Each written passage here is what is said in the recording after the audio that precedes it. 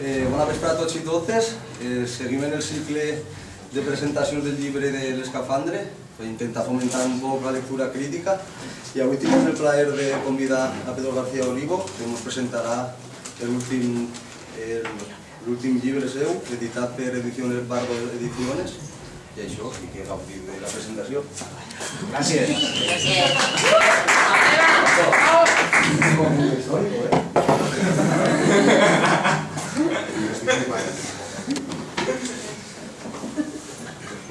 Bueno, como siempre, pido disculpas porque soy, ya lo sabéis, algunos un pésimo orador, ¿no? Lo mío no es hablar, y encima de todo hoy noto que tengo muy poca voz.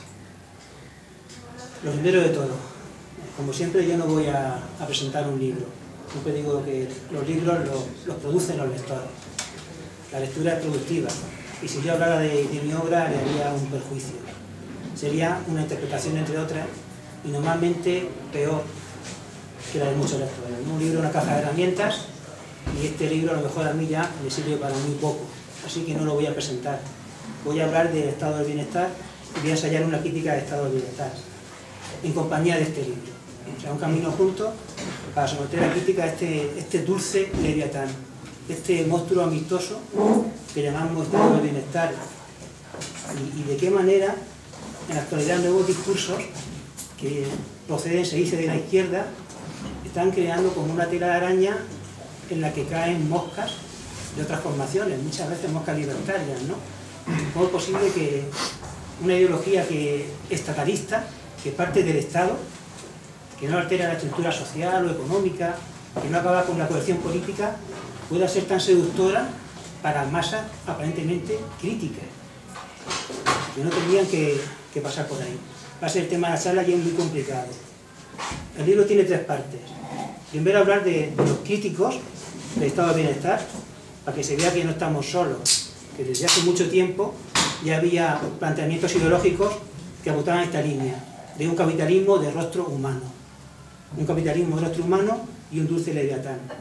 Y ya desde entonces, desde hace mucho tiempo, ha habido teóricos, filósofos que le han plantado cara y han dicho: no, esto es una engañifa, esto es un caramelo envenenado, no queremos estado, aunque se llame del bienestar. Ese primer capítulo, que es denso, es un poco pesado, es hablar de teoría, de filosofía, de autores. El segundo es hablar de las víctimas, ese me gusta más, de las víctimas del estado del bienestar, porque el estado del bienestar tiene también una cierta destructividad inherente. Es falso que sea el bienestar de todos en Occidente, es el bienestar de uno más que de otro. Y es cierto que se funda en el malestar de la mayor parte del planeta, en el malestar de los países dependientes. Gracias a que le hemos robado sus recursos, podemos presumir de unos estándares de vida que no serían posibles sin ese expolio, ¿no? Sería cuestionar esta función. Se basa en el malestar de mucha gente y es destructivo. Es decir, hay formaciones culturales que se le enfrentan, que se le oponen y la están aniquilando. El estado de bienestar es un poder artericida, un poder etnocida. Y pongo siempre tres ejemplos, que son los que he trabajado. Los pueblos nómadas. ¿Qué tiene que ver un pueblo nómada con el Estado? ¿Qué tiene que ver los romaníes, los gitanos con el Estado? Como no tiene nada que ver, el Estado del bienestar, mediante muchos programas de asistencia, etcétera, acaba con la gitanidad insumisa. ¿Qué tiene que ver el mundo rural marginal, en el que yo he vivido mucho tiempo, el mundo de los pastores antiguos, el mundo que tampoco es tan residual, por ejemplo en Grecia, en los Balcanes? ¿Qué tiene que ver ese mundo donde no llega la ley del Estado con una formación bienestarista? Se acaba con él, se moderniza, se capitaliza, se suprime. ¿Qué tiene que ver las comunidades indígenas? Que no son 4 muchachos que van por la selva con taparrabos, sino millones de personas en América Latina, millones de personas en América Latina, o en el África Negra, o en Asia. ¿Qué tiene que ver estas culturas localistas, particularistas, con el Estado? Con un proyecto de Estado-Nación, aunque se presente del bienestar. Nada, poco. La solución es acabar con ellas, mediante la integración, la aniquilación de su diferencia, ¿no? Ese sería el segundo punto, los críticos, las víctimas, y al final, que espero llegar, los antagonistas, que son muy pocos y muy raros. Personas que siguen en caminos de lucha, a veces parciales, fragmentarios, pero que en su trasfondo suponen una negación del estado del bienestar, de todas formas de Estado, ¿no? Los antagonistas, aquellos que se resisten en aspectos muy concretos. Yo siempre digo que aquellos que se ubican en el margen del sistema. Siempre te dicen, el sistema está en todas partes, no se puede escapar, eso es evidente. Ahora bien, hay gente que corre hacia la centralidad del sistema, gente que avanza hacia el centro del sistema, gente que se queda en la periferia, que es muy bonito, muy amable, y parecen muy majos y muy pobres en la periferia. Hay muchos encuentros culturales que se llaman periferias, y gente que dice, no, yo me voy al margen, me labro un margen, y en el margen aspiro a dejar de ser el sistema que soy, a deconstruirme, ¿no? Hablaré entonces de la antagonista. Y antes de empezar, que no se me olvide, deciros que estas dos editoriales, que son muy extrañas, y son marginales, por fortuna marginales, y anticomerciales, regalan libros a todas las bibliotecas sociales. Para mí eso es lo más importante. Si tenéis relación con alguna biblioteca social, es decir, que no sea estatal, que no sea oficial, que no sea administrativa, un colectivo, un centro, solo tenéis que decirme el nombre del colectivo y os lleváis uno de cada ejemplar, ¿no? Como dice Gaitán, y no desesperar, son regalados. Y Bardo regala un libro a todas las personas presas. Yo imagino que gente de este entorno debe tener muchos amigos en las cárceles, ¿no? Ya que somos peligrosos, críticos y combativos, ¿no? Pues si tenéis amigos en las cárceles, con solo decir el nombre del preso de donde se halla, os lleváis tranquilamente el libro. Fuera de eso, pues también si hay quienes quieren se venden, y el 30% son por la gente que ha organizado este evento, por la distribuidora, ¿no? Y me ha invitado. Y ahora sí, ya vamos a empezar a hablar de estado de bienestar. Primero decir, ver qué es el Estado y qué es el estado de bienestar. A mí me interesan dos posturas sobre el Estado, que son las que han cundido en el ambiente crítico, digamos, y anticapitalista. La teoría marxista clásica, que era muy sencilla, con Marx y con Engels, que dice que el Estado tiene que ver sobre todo con el desarrollo de las fuerzas productivas. Llega un momento en que ese desarrollo origina la propiedad privada, origina una fractura social y surge el Estado para que un grupo domine a otro, básicamente. El Estado esclavista reproduce el dominio de los señores sobre los esclavos. El feudal también, sobre los señores feudales sobre los siervos. Y el capitalista, el de los empresarios sobre los trabajadores. Sería muy sencillo. Un desarrollo económico, aparece la propiedad privada, aparece la fractura social y el dominio de clase, y el Estado que tiene por objeto reproducirla. Todo Estado estaría reproduciendo un dominio social y por tanto una explotación económica. Todo Estado. Y el Estado surgiría justamente para eso. Esta era una teoría que estaba siempre en boga hasta las obras de algunos antropólogos, como Pierre Clastres, de filiación anarquista o libertaria, que la invierte. Dicen, no, primero es la política y luego la economía. De alguna forma surgieron entre los grupos humanos reacciones de poder. Gente que tenía más autoridad, más influencia que otros. Y gracias a eso pudieron acaparar el material, la riqueza, la fortuna. Pero, como dice también Foucault en esta línea, para que haya ganancia tiene que haber micropoder. Primero el poder, luego la ganancia. A mí me da igual. Es igual que sea primero la política y luego la economía o viceversa.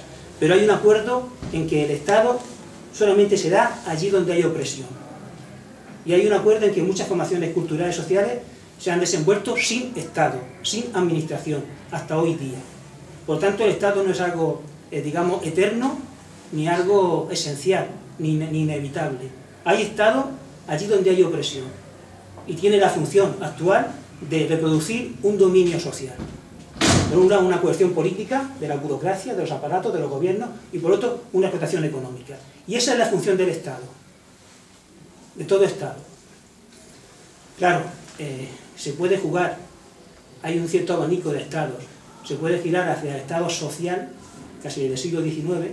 Muchos liberales dicen, tenemos que tener cuidado con la clase trabajadora, no podemos explotarla sin más, no podemos pensar solo en la plusvalía. Esa es una forma de pensar que nos perjudica a nosotros, los burgueses. Es preciso mejorar sus condiciones de vida. Y surgen ya en el liberalismo, porque estas son teorías liberales, autores que hablan de un Estado social, que defienda la cohesión social, el bienestar de los trabajadores, su desarrollo cultural, que mejore las condiciones de vida de trabajo, etc. Y ya surgen ahí un poco los segmentos de la afiliación del Estado del bienestar, en el liberalismo, digamos, de izquierda, social. Y otros que dicen, no, eso no es preciso. Sobra con el mercado y con la competencia, y con las leyes espontáneas de la sociedad. Dejamos a la gente sola, y en lugar de haber una selva, habrá un orden que se autorregula y que mantendría este dispositivo social económico. Son los neoliberales, los liberales. Tenemos por un lado un Estado mercantil que se fía por completo del mercado y de la competencia, y por otro un Estado social. El mercantil es el Estado mínimo, pequeño, que no quiere tener poderes, que quiere gobernar lo menos posible y deja a la sociedad que se autorregule mediante la ley de la competencia, etcétera, ¿no? Y el Estado social es un Estado amplio, que quiere intervenir en la sociedad, que quiere controlar, favorecer, apoyar sobre todo a determinados grupos. Y ahí hay una especie de pugna que a nosotros, a la gente que no es de origen liberal, le parece irrelevante, porque son dos facciones liberales que disputan entre sí. En la práctica tendremos Estado social, lo hemos tenido, nos lo quitarán, nos lo han quitado, están esperando que luchemos para volver a dárnoslo, porque no atenta esa reivindicación contra nada sustancial. Decía Maquiavelo, es muy importante que el gobernante no conceda al pueblo nada que éste no le pida. Tú quieres hacer una serie de reformas, pero no las impongas. Da lugar a que te las pidan, a que te las exijan, a que peleen por ellas. Y entonces al final las concedes y quedan muy bien. Yo creo que ahora mismo hay un interés incluso en retornar a algunos puntos del Estado social, porque esto es insostenible. Pues van a dar lugar a que nos quememos por las calles, en las famosas luchas mareadas, el mareo de las luchas, demandando aquello que nos quieren conceder, porque en sí no es nada para este sistema subversivo ni peligroso. Son dos formas de gestionar un dominio social y una cohesión política. Nos lo darán, menor, más raquítico, y nos lo quitarán, y nos lo darán. Ahora mismo hay muchos países a nivel global que tienen Estado social, otros lo han perdido, otros lo están ganando, no pasa nada, son simplemente dos cartas que tiene la oligarquía en sus manos. Estado social, venga un poco. Estado mercantil, venga un poco. Parece de importancia.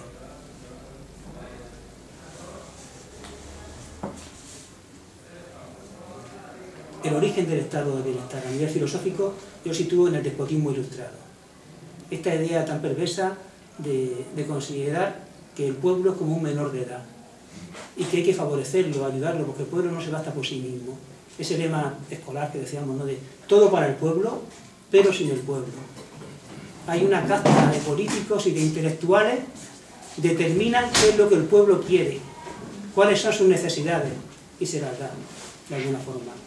Como despotismo ilustrado, por un lado es despótico, es coercitivo, tiene una vertiente de poder, y por otro, entre comillas, una ilustración, una cultura. Esos conceptos de que hay una minoría intelectual que tiene relación con la verdad, que sale de nuestras universidades, que es una especie de élite moral y que tiene que difundir esos planteamientos a un pueblo que vive en la oscuridad, es un poco la esencia del estado del bienestar. En la medida en que pasa siempre por esta idea paternal o maternal de una burocracia, de una élite que está en ese poder y que tiene que ayudar al pueblo. Posteriormente, bajo el liberalismo, hay una fractura entre los radicales y los moderados, entre los jacobinos, los girondinos, entre gente como Antonel y Babeuf, que son amigos, que son revolucionarios, que son liberales, pero ya hay un sector, digamos, que es como más realista, entre comillas. Y dice Antonel, mira, Babeuf, eso que dices del estado de comunidad es muy bonito. El estado de comunidad, que no haya ricos ni pobres, todos iguales, pero eso ya ni siquiera hoy es posible, Babeuf. Porque la propiedad privada, dice Antonel, es insuprimible. Y dice, lo máximo que podemos alcanzar nosotros, los patriotas, los revolucionarios, sería esto, un grado soportable de desigualdad en las fortunas. Ahí está, formulada por Antonel, en la Revolución Francesa, la esencia del estado de bienestar. Conseguir un grado soportable de desigualdad en la fortuna. Importantísimo, va a haber desigualdad, porque la gente no quiere renunciar a la propiedad privada, pero que sea soportable ese grado. Y ese sería, a partir de ahí, el discurso de la socialdemocracia. Moderar los contrastes. Que haya desigualdad, pero menos. Nunca tocar la cuestión de base de la fractura social, de un grupo social que vive del trabajo de otro grupo social. También tiene que ver con las ideologías del Estado-Nación, ese proyecto de crear una comunidad nacional separada de las demás, dándole un estándar de vida a su población peculiares. Y tiene que ver con la socialdemocracia y con el marxismo. Llega un momento en que la crítica de Bernstein, por ejemplo, al marxismo es correcta. Cuando le dice Bernstein, por ejemplo, a los que siguen la línea de Engels, de Lenin, compañeros, soy un poco maniqueos. Esta idea de la lucha de clases tan frontal una contra otra, la realidad no la suscribe, es más complejo. Además sois muy mecanicistas, esto de las fases de la historia. Y además muy economicistas, todo viene de abajo, no tenéis en cuenta factores culturales. Todo eso era verdad. Además solo pensáis en la violencia. Y en la dictadura del proletariado, esa crítica socialdemócrata que se hacía desde el marxismo era correcta. Y pensar que podía ser interesante desarrollar la cultura popular, mejorar las condiciones de vida de los trabajadores, hacer posible que su conciencia madurara para el día de mañana producir la ruptura revolucionaria, tenía sentido.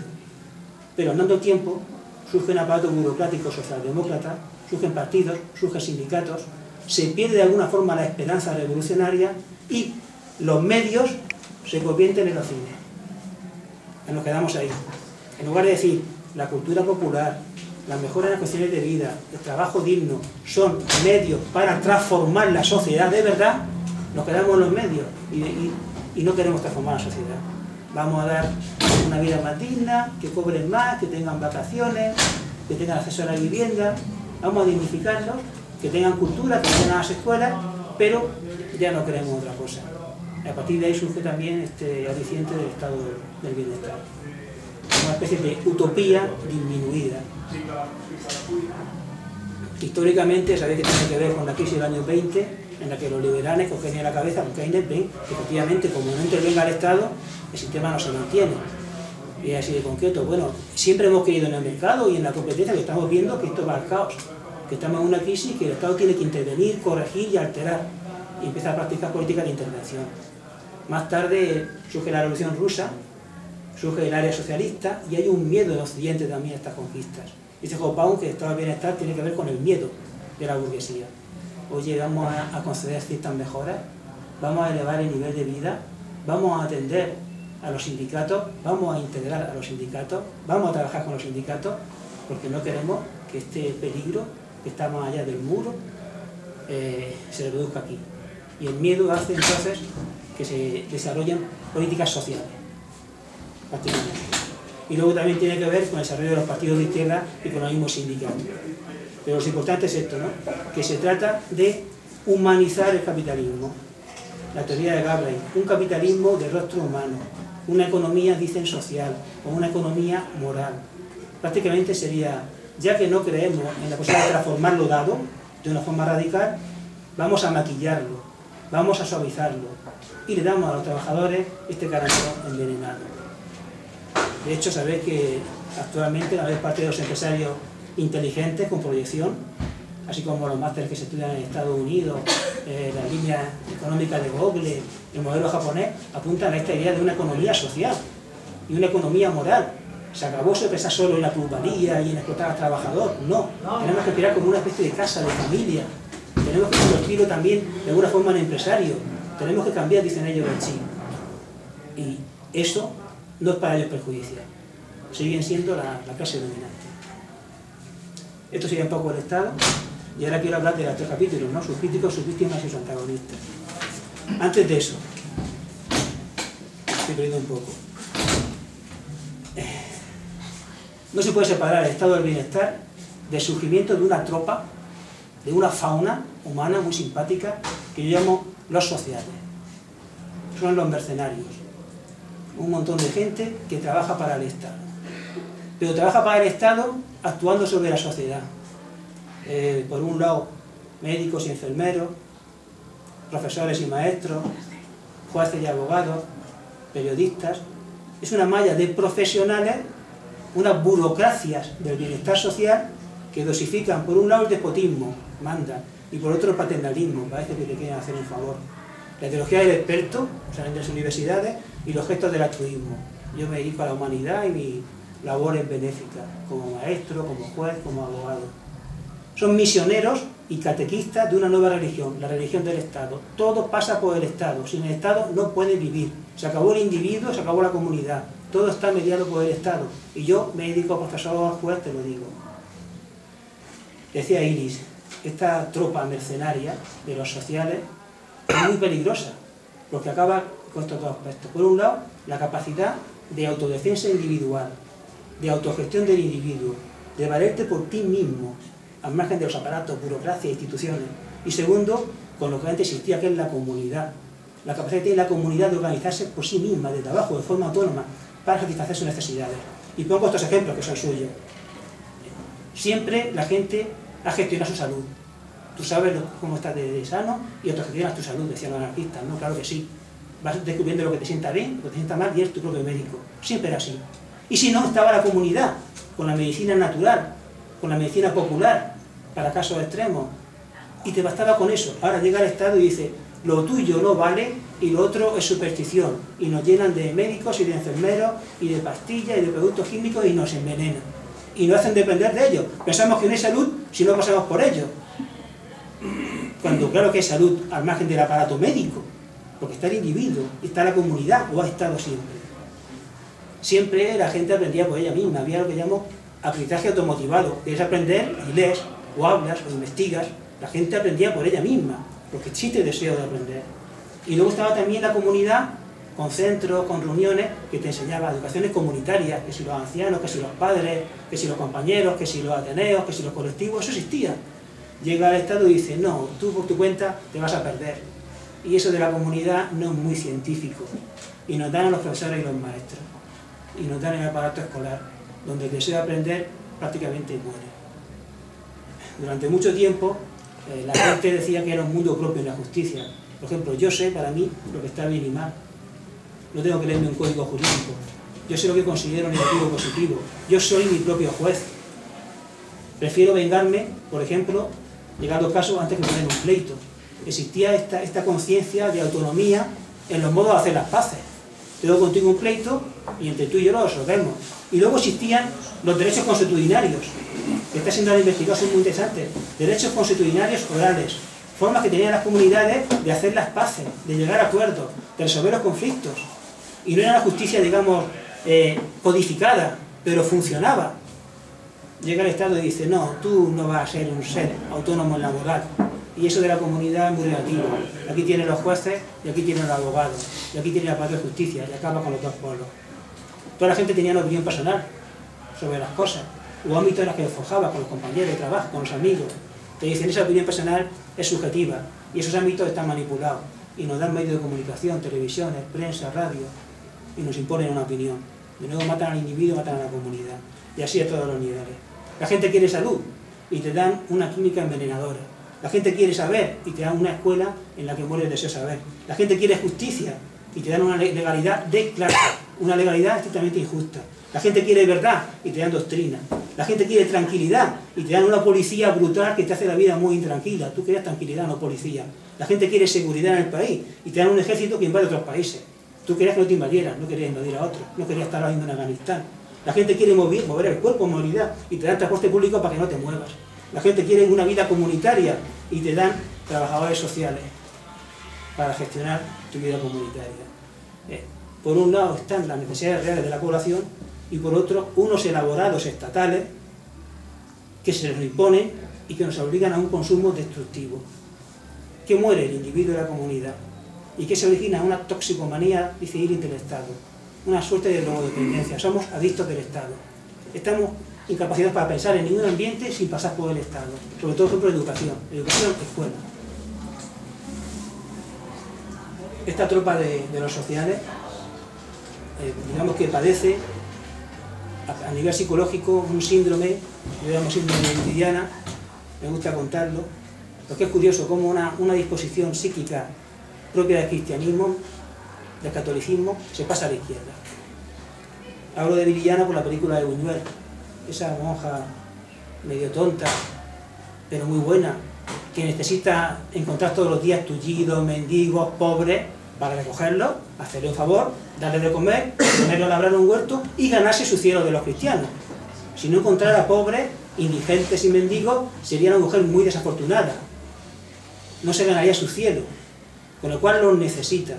Hay el día en el que no encontrara por la calle algún necesitado. Este síndrome, esta forma de depender de un otro subalterno, vulnerable, oprimido, para hacerle un favor y colocarte una medalla, se pasa a la izquierda. Se pasa a la izquierda y se pasa al trabajo social de la izquierda. Y te encuentras ahí un montón de gente, trabajadores sociales, educadores sociales, burócratas de bienestar social, que están buscando constantemente inmigrantes, niños abandonados, mujeres maltratadas, pobrecitos, para acudir como buitres de una forma necroparasitaria y también infrasacrificar, porque te sacrificas pero poco, y colocarte la medalla de la revolución, del progresismo, de la conciencia despejada. Menos mal que he encontrado hoy una mujer maltratada, menos mal que he encontrado un inmigrante medio muerto, porque gracias a que lo he cogido en mi asociación, en mi colectivo, y le he ayudado, me siento tan bien. Soy un hombre tan coherente. Este síndrome de Viridiana tiene varios pasos, y los últimos son los nocivos. Es inseparable del estado del bienestar, y es inseparable de esta tropa mercenaria, microparasitaria de los sociales, ¿no? Primero, una pena. Yo digo conmiseración social. Hay un colectivo, un otro, que te da pena. Mujer abandonada, me da pena, inmigrante. Segundo, declaración de simpatía, que ya es extraño, te cae bien. O de empatía, me cae bien, inmigrante. Me cae bien, mujer maltratada. Me cae bien, pobrecito, me cae bien. Y dirá otro, ¿por qué te caigo bien? Pero me cae bien. Tercero, disposición auxiliadora inmediata. Y te voy a ayudar. Me das pena, me cae bien y te voy a ayudar. Aquí ya hay que ponerse un poco nervioso. Decirle, ¿por qué me vas a ayudar? Te voy a ayudar. No va a decir, es que yo trabajo en esto. Es que yo como de ayudar a gente como tú, menos más que existe. Es que en la medida en que te ayudo, me siento muy coherente y un hombre muy bajo y mis amigos me estiman más. Es que en la medida en que tú existes en tu vulnerabilidad, yo me refuerzo en mi ideología. No dices eso, dices, te voy a ayudar. Aquí estuvo enseguida la canción de la Polla Record, de aquí es muy lícita. Gurú, una patada en los huevos es lo que te pueden dar. Vete a salvar a tu viejo, solo pretendes cobrar. Y luego sigue el Evaristo. Has venido a salvarme de la otra parte del mundo, siempre es así. Me trae la salvación, pero es por tu cuenta y riesgo. ¿Quién cojones te ha mandado? Pero van y te ayudan, ¿eh? A punta de pistola te ayudan. Paso siguiente. Rédito simbólico, sí, te ganas ese cielo. Eres muy comprometido y eres un hombre de izquierdas. Quinto, siempre hay un usufructo económico y o político y o cultural. Siempre, siempre. O bien cobras por esa labor o hay un negocio. O cuando no, un interés político, de reclutar ese descontento para una formación, para una ideología. O cultural, una tesis, una exposición, un libro sobre los pobrecitos, algo. Pero siempre hay una disposición de buitre, de carroña. Es que yo no vivo del aire, es que mi organización, que es tan buena, la filantrópica, tiene sus gastos. Es legítimo sacar una partida de aquí. Y aquí llegamos ya a lo más importante, el paso siguiente, que es que siempre hay una voluntad de intervención sobre la praxis del otro, una voluntad de corregir, reformar, alterar y reclutar al otro. Porque si fuéramos un poco más honestos y dijéramos, compañero, por ejemplo, ante un indígena, compañero indígena, aquí estoy, vengo a ayudarte. No dice el indígena, muy bien, blanco, muy bien, pañolito, coge el meca par y ve por leña. Estaría bien, no tenía nada que poner. Para ayudarle, pues ayudarle. O vete a cortar café, o ve a desbrozar el maíz, perfecto, pero no somos así. Nos colocamos a su lado y decimos, me gusta mucho tu causa, indígena, o tu causa, inmigrante, que te atreves a saltar los mundos, pero creo que hay un matiz. Pero quizás tu lucha, que respeto, sería más efectiva si... ¿Pero no has pensado que se podían decir de esta manera las cosas? ¿Pero por qué renuncias al apoyo institucional? ¿O por qué no te fías de mí, aunque sea un mercenario del Estado? Siempre hay una voluntad de reclutar, reconducir, de orientar la praxis del otro. En el choque de culturas es occidentalizar. Occidentalizar. Y al interior de los países es llevar todos los descontentos, todas las otredades al redil del Estado. En tal que te descuidas, estás en algún programa estatal. En tal que te descuidas, estás involucrado en alguna campaña, en alguna discriminación positiva, en algún tipo de tinglado montado por el Estado. Porque todo se reconduce hacia el Estado o hacia Occidente. Siempre lo cuento, lo que le han dicho a las mujeres islámicas, el feminismo islámico a muchas feministas occidentales. Compañera, me parece muy bien lo que dices. Pero ese talibán que tú dices que es tan terrible, y que lo es, ese talibán es mi padre, mi hijo, mi hermano y mi marido. Solo eso. Así que déjanos un poco en paz. Porque este aspecto de esta cultura no nos gusta y queremos cambiarlo. Pues, ¿cómo no? ¿Cómo no?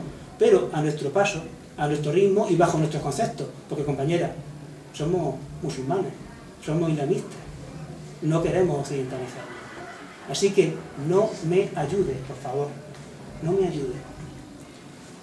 Es el síndrome de Viridiana que hace mella en estos mercenarios, sin los cuales no puede existir el estado de bienestar.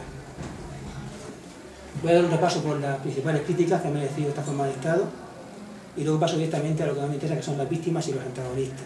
Y hoy me estoy perdiendo bastante. Yo creo que los críticos más acertados del estado de bienestar son, así de claro, los libertarios clásicos. Es decir, desde los planteamientos de un Bakunin, un Kropotkin, no tiene cabida ninguna forma de Estado, aunque se base en la dulzura de Leviatán, del Leviatán actual.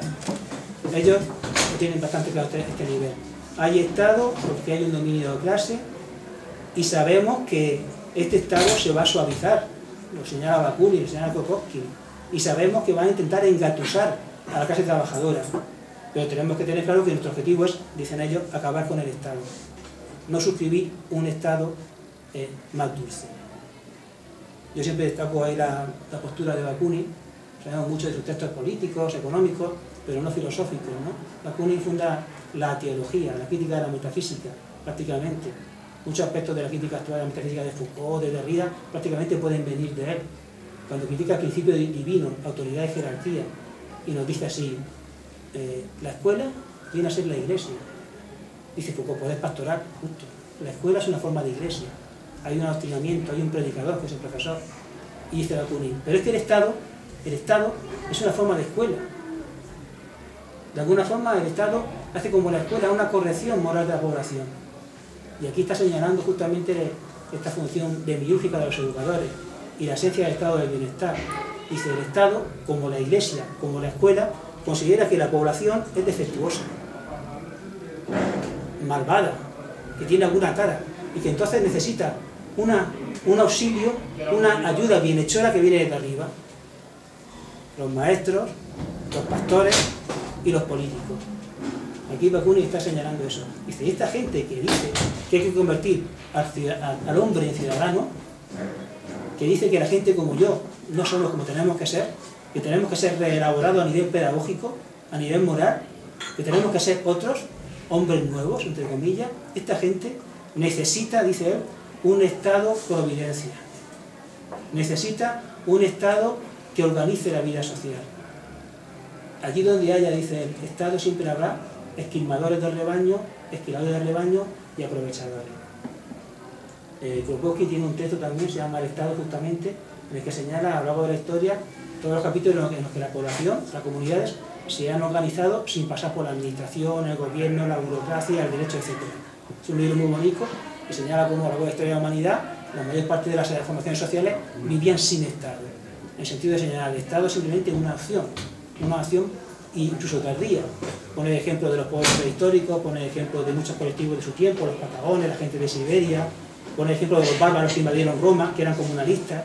Es un libro muy bonito porque es un abanico de experiencias históricas en las que la gente se organiza sin Estado, sin propiedad privada, mediante la ayuda mutua, ¿no? Ante estos autores no funcionaría nunca la mentira del estado de bienestar. Luego tenemos el masismo, que es bastante simpático, ¿no? Hay un capítulo que se dedica a esta doblez, a este rasgo esquizoide del masismo, así de una forma muy sencilla, muy simple. Sería mantener esto. El capitalismo es un mal, según Marx, según Engels, Althusser, pero es un mal necesario, porque es una etapa, y hay que pasar por ella. Las ideologías, las falsas conciencias son un mal, pero son un mal necesario, porque son, digamos, inevitables. La gente vive bajo su poder en cada fase de la historia. Tú te encuentras entonces que vive bajo el capitalismo y dices, tienes que odiarlo, combatirlo, pero al mismo tiempo te están diciendo que es una fase en la historia, en la línea de progreso y que te aporta cosas positivas. Y tú dices, pues, ¿lo combato o no lo combato? Si lo combates a modo espontáneo, dices, no, eso es subjetivismo, voluntarismo, como los ludistas, eso no es una lucha coherente. Tienes que esperar que maduren las condiciones. Y origina ahí una ambivalencia francamente cínica. Y te encuentras gente como, por ejemplo, el mismo Engels, que critica a muerte el capitalismo y es un empresario. Tiene una empresa textil y es un directivo. ¿Por qué? Porque el capitalismo es un mal necesario, una fase, y tiene que cumplir su periodo histórico para ser más tarde superado. Y te encuentras a Althusser en la universidad todos los días criticando el capitalismo y viviendo como un cerdo capitalista, en su departamento burgués, con sus amigos, comiendo en los restaurantes, porque El capitalismo es un mal necesario y tienes que darle tiempo para que cumpla su función histórica, y más tarde los trabajadores, cuando mueven su conciencia, darán el golpe de estado definitivo y acabarán con él. Tú, mientras tanto, pasas a la universidad, criticas capitalismo y vives como un rey. Eso es muy, muy bonito. Así llegamos a los profesores de Frankfurt, Adorno, por ejemplo, con su tesis de la pequeña variación, que es simpático. La diferencia mínima, dice, es que es un mal, pero sabemos que esto es también una lógica histórica. Podemos servirnos de las instituciones para introducir pequeñas novedades, pequeñas diferencias, y ahí se cifra la esperanza. Es muy bonito. En la práctica está Adorno, Horkheimer, Santone, catedrático, con un aparato editorial inmenso, rodeado de acólitos, con mucho dinero, y simplemente, sintiéndose bien porque hacen sus clases crítica del capitalismo. Esto es sencillamente cínico. Decirle a los trabajadores que rompían las máquinas que no tienen que hacerlas porque las máquinas es una adquisición de la humanidad y del progreso, y que lo que tienen que hacer entonces es afiliarse a un sindicato, por ejemplo, es sencillamente cínico. Y ha hecho que gran parte del movimiento marxista al final se haya identificado con el capitalismo, con la economía política, y salvo excepciones no haya adelantado un planteamiento de crítica del estado del bienestar. Es decir, mientras tanto, mientras se desarrollan las fuerzas productivas, mientras madura la conciencia de los trabajadores, que es la clase prometida que tiene que redimir a la humanidad, mientras tanto, bueno, pues mejor que haya un Estado que cuide a la población, ¿no? Mientras tanto, y doy mis clases, y cobro mi sueldo, pues que haya un Estado que evite los casos extremos de pobreza, de miseria, mientras tanto. Y se justifica tranquilamente el estado de bienestar. Dos excepciones en el marxismo importantes para mí, Karl Korsch y Benjamin, los cuales dicen, no, la socialdemocracia es una escuela de conformismo, así, claramente. La socialdemocracia, el Estado social, es una escuela de conformismo y nos lleva a una desmovilización de la población. Porque tú consideras que de alguna forma, de un modo automático, tu vida va a mejorar y de alguna forma te vas a emancipar sin una praxis efectiva, por un desarrollo cultural, económico. Son dos excepciones. Por un lado Walter Benjamin con su tesis y por otro lado Karl Korsch. Ahí no, ante ellos no funciona este discurso, pero el marxismo en su conjunto termina justificando el estado del bienestar, sobre todo en la praxis de estas personas. La biopolítica, con Foucault, Lazarato y otros, es también una corriente de pensamiento muy interesante, que viene a decirnos, da igual un Estado pequeño, mercantil, neoliberal, o un Estado grande, social, da igual, porque la vida social se gestiona de otra manera. Por debajo del gobierno hay, dicen, relaciones de poder, mecanismos de dominación, una biopolítica, que funciona lo mismo en un Estado socialdemócrata que con un Estado neoliberal. Y ahí se forja el dominio, la opresión, la desigualdad, y se puede servir de los dos sistemas. Es el último Foucault. Debemos intentar en cada ámbito en el que se da un poder forjar una resistencia y combatirla, y no obsesionarnos con cambiar la etiqueta Estado grande, Estado pequeño, social o mercantil, porque la biopolítica es operante y actúa por debajo. Y cabe una lucha ético-política contra las relaciones de poder, que sería un poco la última propuesta de Foucault, antes de morir de sida. Ahí también hay textos que no casan con el estado de bienestar. La literatura que hacen una revisión de la civilización, Hannah Arendt, Primo Levi, etc., también son difíciles de reclutar para justificar este dulce leviatán. Cuando dice Hannah Arendt o Primo Levi que el problema, que el peligro son las personas normales, que tenemos que sentir pánico de los normales, que la gente que apoyó a Hitler eran normales, corrientes, que Eichmann, por ejemplo, que diseñó el sistema de transporte de los judíos a Auschwitz, era, dice ella, un tipo normal, no era un pervertido, no era un sádico, no estaba loco, era un tipo tan normal, dice ella, como nosotros, terriblemente normal, y era un hombre con conciencia, solo que su conciencia estaba diseñada por el Estado. Cuando dice Primo Levi que estuvo en el campo de concentración, dice, yo allí no encontré demonios, no encontré monstruos, sino funcionarios,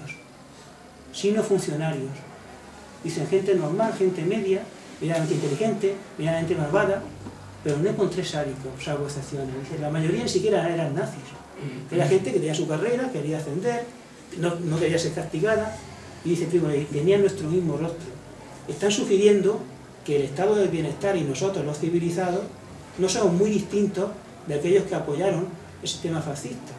que quizás vivimos ya también en un régimen fascista, y por eso nos da igual que nuestros soldados estén ahora masacrando poblaciones en medio mundo, porque tenemos la misma docilidad que tenían aquellas poblaciones. Títulos como los de Havel, los vertigos voluntarios de Hitler, los alemanes corrientes y el holocausto, que demuestran cómo gente de todos los oficios, de todas las clases, se apuntaron voluntariamente a la persecución de los judíos. Así, de todos los oficios. Siempre señalando esto, la normalidad, el carácter corriente, y sobre todo los funcionarios, son, entre comillas, los verdaderos monstruos. Dice Primo Levi, no encontré allí, en Auschwitz, demonios, tenían nuestro mismo rostro. Encontré funcionarios. A partir de estos textos también hay una crítica fuerte del estado del bienestar. Porque el estado del bienestar es como la joya de la civilización. Es como decirnos, la cultura occidental a lo máximo que puede alcanzar en su evolución es a un estado de bienestar, en el que tú vivas muy a gusto, con tu sanidad, tu educación, tu transporte, prácticamente no vives, en el que vivas muy bien siempre y cuando dejes de ser un individuo y el Estado aniquile la comunidad. Voy a dejar de hablar de los críticos, que es un tema un poco pesado, y voy a pasar a lo que más me interesa, que son las víctimas del estado de bienestar. Son temas que he estudiado en el último año. Por un lado, el mundo rural marginal, que es el objeto del libro este Desesperar, aldeas de montaña, pastores, que en algunos países, a lo mejor Inglaterra, no son tan importantes, aunque sí en Irlanda, pero que en Europa aún reclutan a mucha gente. El pueblo gitano, a lo largo de la historia, y luego las comunidades indígenas. Y he observado que estos tres entornos culturales tienen muchas analogías, y los tres han sido perseguidos por el estado del bienestar. Se han resistido al estado del bienestar, a todas formas de estado, y han sido perseguidos y están siendo aniquilados, vencidos, doblegados por el estado del bienestar, con mucha más eficacia que por el estado meramente liberal. ¿Qué rasgos comparten el indígena, el gitano y el rural marginal? ¿Qué rasgos comparten que no son admisibles por el estado del bienestar, y que tú seguimos como una impugnación? Primero, muy importante, la oralidad. La oralidad, esta cuestión la quiero colocar encima de la mesa porque es decisiva. Durante mucho tiempo hemos creído estúpidamente, yo sobre todo, que al alfabetizar hacemos un favor al otro. Qué chorra, ¿no? Pensábamos que estaba bien enseñar a leer y escribir. ¿En qué cabeza cabe? Porque había muchas cabezas. Pensábamos que era digno alfabetizar. Y ha hecho falta que lleguen gente conservadores, como Walterón, para decirnos que no, que el hombre oral no tiene ningún problema, que las culturas orales no tienen ningún problema. No hay que definirlas en lo negativo, analfabeto, ágrafo, sino como culturas de la oralidad, que son otra forma de conciencia, otra forma de pensamiento, otra forma de expresión, otro estilo de vida del motor, otra psicodinámica, otro hombre, otro, no inferior al hombre de la escritura. Y que en la medida en que tú alfabetizas, lo que estás haciendo es aniquilar un espécimen humano. La imprenta tiene una capacidad homicida, etnocida, genocida. Estás simplificando, reduciendo la biodiversidad humana, porque el hombre oral no tiene ningún problema, solo que es distinto a ti, hombre de la escritura. Y esto lo dicen en medios conservadores, y dan algún paso más incluso. Éticamente, el supuesto hombre oral, el hombre oral, tiene cualidades que nosotros los hombres de la escritura hemos perdido, y que lo hacen muy apreciable en mi opinión. Uno de ellos, por ejemplo, el pacifismo. Dice Bakunin, los occidentales hemos matado, hemos hecho terribles genocidios siempre por alguna abstracción, por alguna idea abstracta. Dios, un montón de muertos. Patria, un montón de muertos. ¿Qué Dios? ¿Qué es patria? Revolución también, un montón de muertos. Libertades públicas, un montón de muertos. Ahora mismo Estado de Derecho, un montón de muertos. Democracia, un montón de muertos.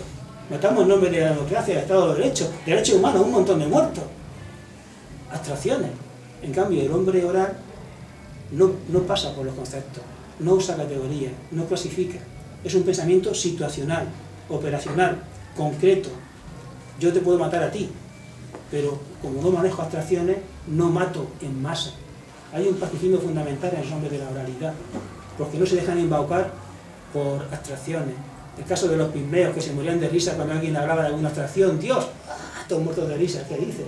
Cuando yo hablaba con Basilio, un pastor ágrafo, por decirlo de esta manera. Y digo, Basilio, ¿tú te consideras libre? Y dice, ¿libre? ¿Eso qué es? Libre, libre, libre. Yo estoy suelto. Largo el tiro, sin amo. Cuando hace el experimento Luria, un investigador ruso, entre varios analfabetos y algún hombre que escribían, y le coloca la foto de un dibujo de un árbol, de una sierra que era parte de hierro y parte de madera, y una llave que era todo de hierro. Y le dice, ¿qué ves aquí? Dicen los hombres de alfabeto, naturaleza. ¿Pero qué es eso? Y herramienta. Me decía Felipe, el indígena zapoteco, digo, Felipe, ¿vosotros defendéis la naturaleza? Y dice, si defendemos ¿qué, Pedro? Digo, la naturaleza. Digo, ¿qué es eso? Mira ese árbol. No, eso es un árbol, Pedro, yo aquí veo un árbol, ¿dónde está la naturaleza? El río, pues el río es un río, ¿dónde está la naturaleza? Otra abstracción. O dicen los hombres, naturaleza y herramientas. Y dicen los hombres de la cultura oral, madera, hierro, madera, hierro. No manejan abstracciones, no manejan conceptos. Y esto le quita una capacidad de matar en masa, de matar por ideas, de matar por la democracia, de matar por la revolución, de matar por el Estado, de matar por la raza, de matar por abstracciones. El hombre oral, con ese pensamiento concreto, situacional, operacional. Digo, Basilio, pastor, ¿tú piensas? Dice, no sé. ¿Tú piensas? Dice, si pienso, mi pensamiento está en las cosas que hago. Pienso porque hago cosas, el hombre hace cosas. Hace cosas. Es siempre un pensamiento situacional, operacional, concreto. En segundo lugar, aparte del pacifismo de las culturas orales, el vínculo comunitario. El hombre de la escritura, como yo mismo, se pone a leer solo, se pone a escribir solo y se pone a pensar solo. A ver, la libertad, sí, en sentido económico, en sentido político, me parece bien, solo. El hombre oral requiere al otro para pensar y requiere al otro para expresarse.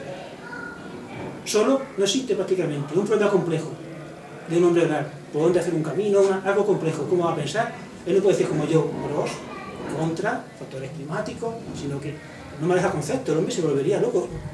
Requiere al otro que diga, sí, ten en cuenta, requiere constantemente al otro ya para pensar y para expresarse. Y esto origina en la cultura de la realidad un vínculo comunitario que hace que, en mi opinión, gitanos, indígenas y pastores antiguos no sean individuos, sino fibras de comunidad. Fibras de comunidad. Siempre he contado el ejemplo de la asamblea maya, cultura de la oralidad. Una asamblea, se convoca una asamblea para decidir entre de poder hacer un camino. Y yo estoy ahí como testigo en Alta de la Paz. Ya se ha perdido el sistema, se está perdiendo, pero bueno, no subsiste, ¿no? Y era clásico hasta hace poco tiempo. Se veía en las comunidades indígenas. Y tú ves que un montón de gente se reúne, empieza a hablar, a gritar, que los ancianos se levantan, van de un lado para otro, y tú dices, ¿pero cuándo va a empezar la asamblea? ¿Cuándo va a empezar la asamblea? Porque aquello es un ajetreo, un jaleo, un ruido que no para nunca. Los niños entran, salen, pasan la hora, y dicen, ¿cuándo va a empezar la asamblea? Y dicen, hostia, a lo mejor esto es la asamblea.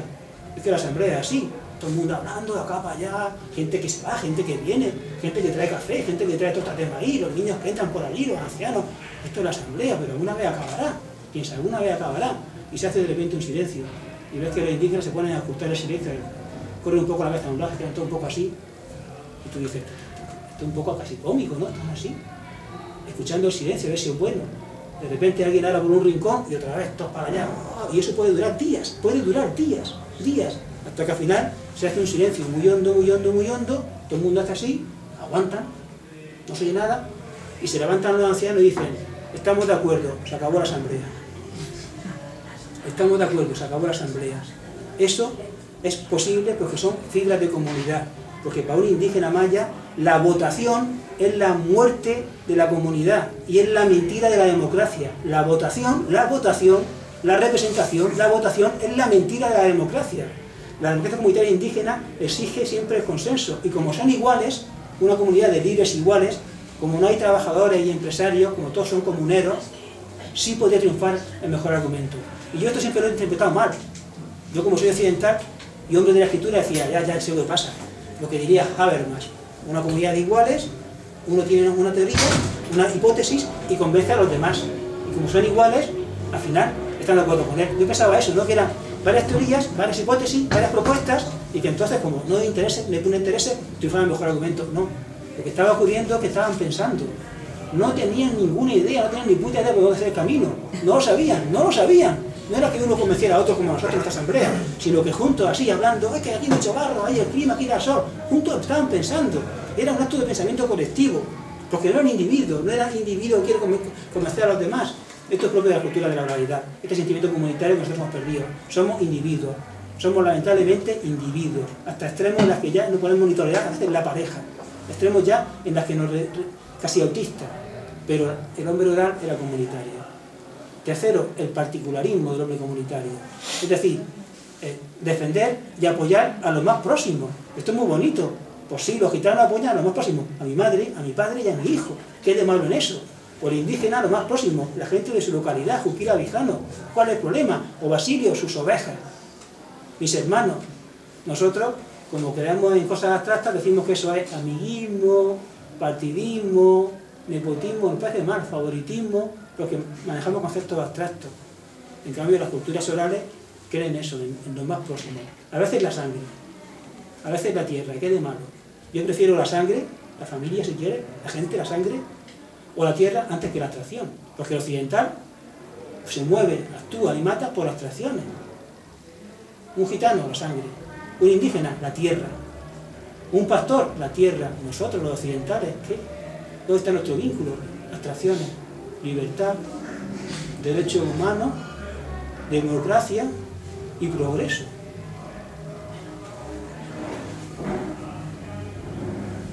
La oralidad. El estado de bienestar no consiente la oralidad. Considera muy oportuno y muy interesante alfabetizar a la gente mediante la escolarización. Y es entonces un poder artericida y un poder genocida. Yo defiendo el derecho a la subsistencia de las personas orales. Decía Cioran, habrá que vestir luto por el hombre el día en que desaparezca el último iletrado.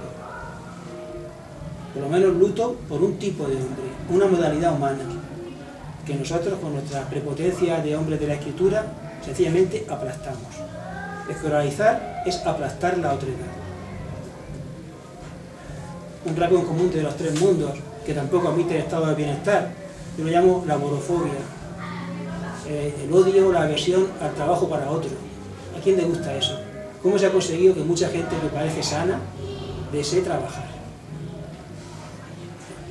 ¿Cómo se puede crear la libido trabajadora? ¿Cómo una persona normal, con un cuerpo normal, que tú los ves y parecen seres normales, como animalitos humanos, desee trabajar para otro? No digo tener una actividad, no digo actuar, no digo tener una labor, que todo el mundo tenemos labores, hacemos cosas sin parar, sino trabajar para otro. Lo que llamo trabajo alienado, para un patrón, para una oficina, vender tu fuerza de trabajo, humillarte, subordinarte. ¿Cómo se consigue eso? El gitano, el indígena y el pastor odian ese trabajo, laborofobia, y se han buscado la vida siempre desde la autonomía. Los oficios de los gitanos, los metales, herreros, acrobacia, músicos, el pequeño comercio, la artesanía, cualquier cosa, menos la mina, menos la fábrica, era una revuelta contra el salario. La esencia gitana en parte es una revuelta contra el trabajo para otro, contra el salario. De ahí su interés por el mercado ambulante. Lo que no entiende un gitano es que tú te huyas entre otros. En el mundo indígena es descarado. En Juquila Vijano, zapotecos, en una ocasión tenían que construirle una carretera a un camino y el Estado propuso que hiciera una constructora. Dijeron, no, no queremos ver eso. Gente de una localidad zapoteca, no queremos ver eso. Nosotros sufrimos si vemos a un hermano, a un igual o semejante, que está trabajando para otro. No queremos ver obreros. Nos da mucha pena el obrero. No traer a constructoras, lo hacemos nosotros. Lo vamos a hacer también con piedras, compactándolas, sin asfalto, pero no queremos ver aquí a una empresa, a unos empresarios y a unos trabajadores esclavizados. Porque el indígena no trabaja para otro. Son comuneros, sus huertos de autoconsumo y todo lo demás es básicamente colectivo. Hay unas relaciones de subordinación. Nadie paga a otro por una labor. Laborofobia. Igual los factores antiguos. Ahí en donde yo vivía antes, en Ademuz, había una canción muy torpe y tal, si tú quieres, pero expresa este sentimiento de aversión al trabajo alienado. Es una canción de pastores, ¿no? La escena más o menos era esta. Hay un pastor que ve cómo llegan a la aldea algunos albañiles. Le dice el albañil, mira, yo soy albañil y yo mejor que tú.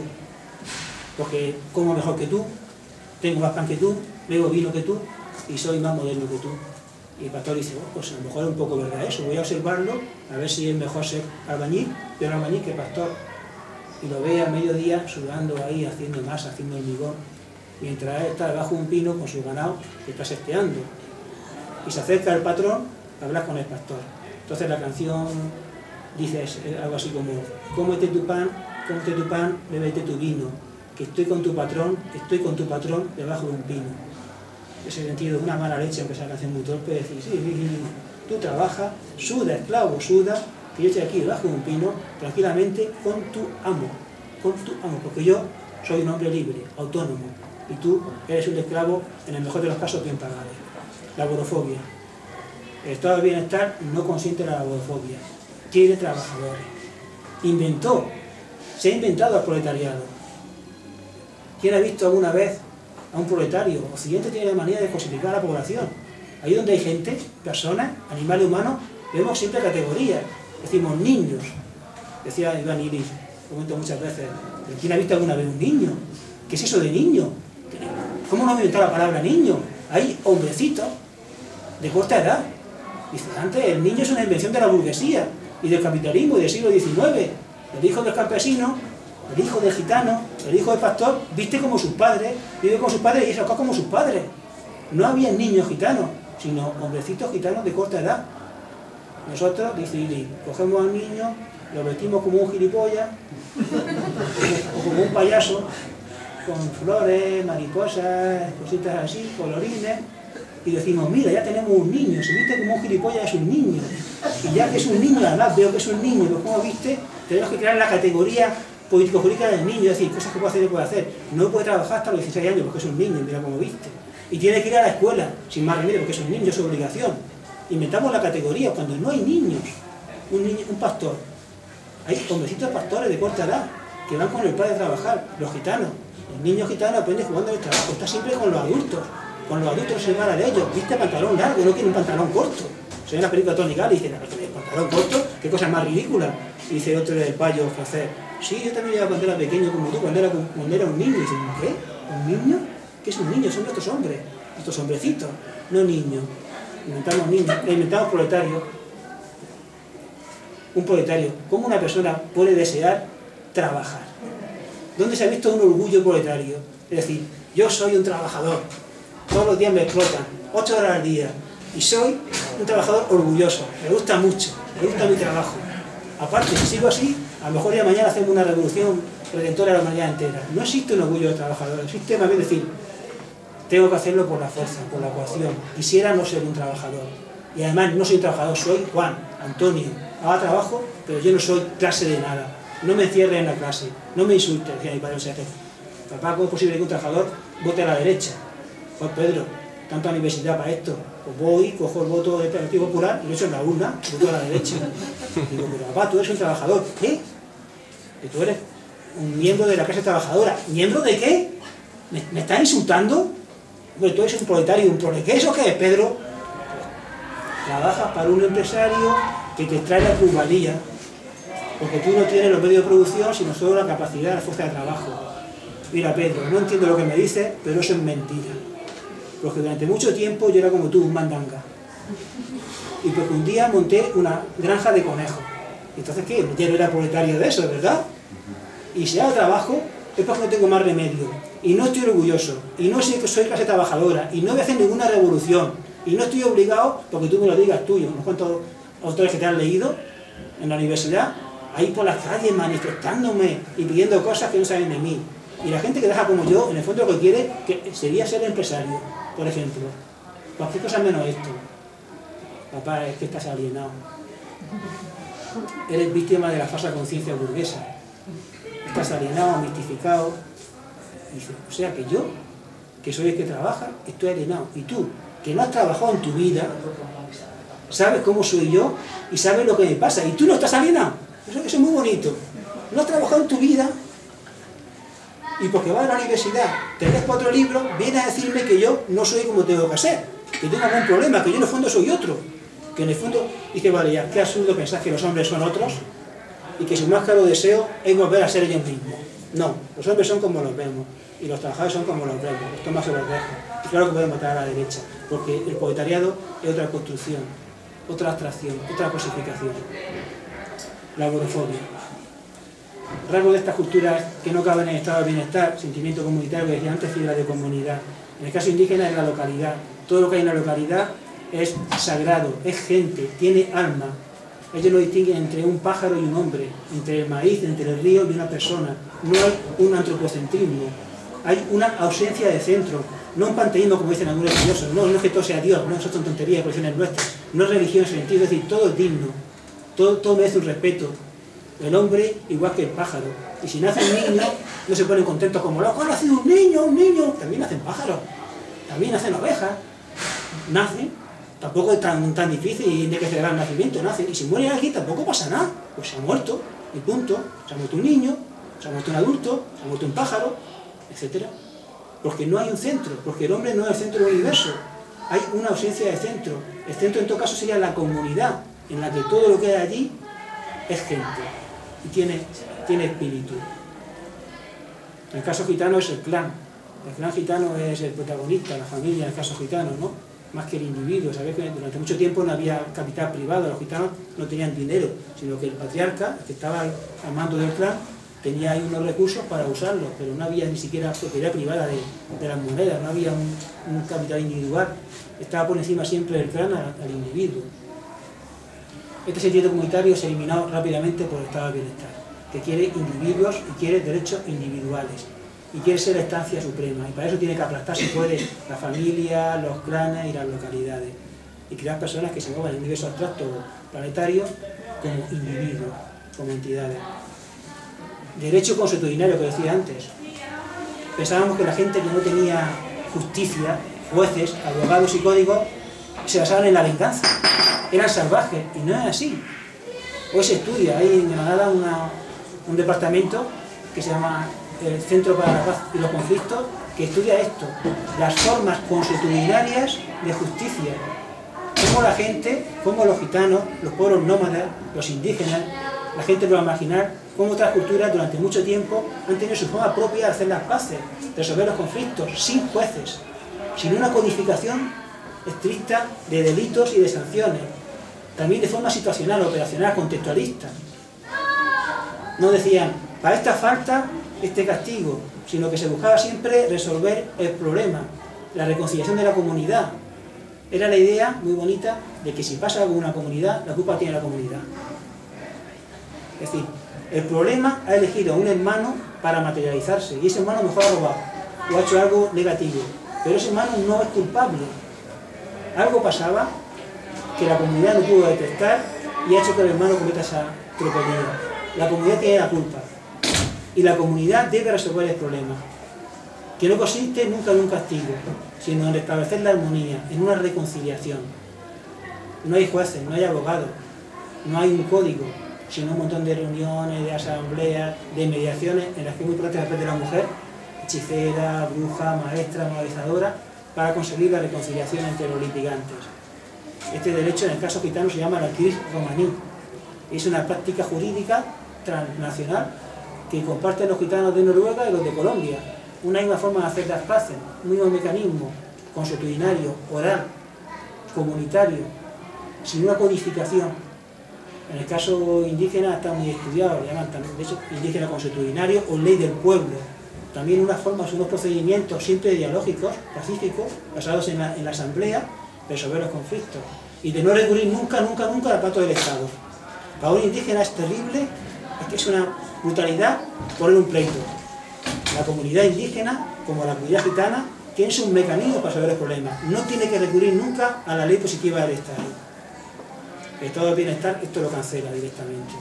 Dice, no, yo determino lo que es la justicia, quienes la interpretan y creo un código escrito. Educaciones comunitarias. Decíamos, si no tienen escuela no tienen educación, pero qué disparate, ¿cómo dice eso? Porque no tiene escuela. La escuela surge en el siglo XIX, hace mucho tiempo, es el hábito o la manía educativa de un puñadito de hombres sobre la tierra, los occidentales, que sí se globaliza ahora con el capitalismo y casi por la fuerza, pero durante milenios los hombres se han educado o no, claro que se han educado sin escuela, sin encierro, sin profesores, educaciones comunitarias, informales, también tipo oral, y eran educaciones en todo sentido de la palabra, socialización de la población, forma de hacer más morales los comportamientos, transmisión del saber, difundir la cultura. Como tú quieras entender la educación, eso sencillamente se pasaba. pasaba, ocurría y se respiraba, sin escuela.